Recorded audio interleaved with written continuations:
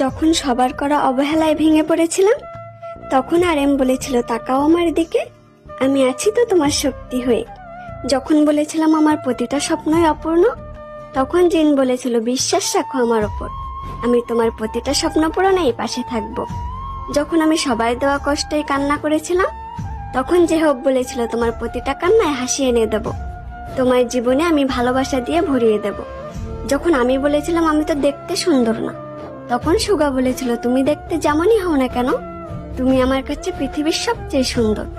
যখন আমি বলেছিলাম আমার বেঁচে থাকার কোনো ইচ্ছা নেই, তখন জিমিন বলেছিল আমার হাতটা শক্ত করে ধরো, আমি তোমাকে নতুন করে বেঁচে থাকার অনুপ্রেরণা দেব।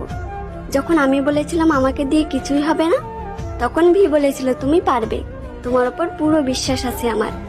যখন আমি বলেছিলাম আমাকে কেউ ভালোবাসে না, তখন জাংকুক বলেছিল দেখো তোমার নাম আমার হাতে লেখা, এটাও কি ভালো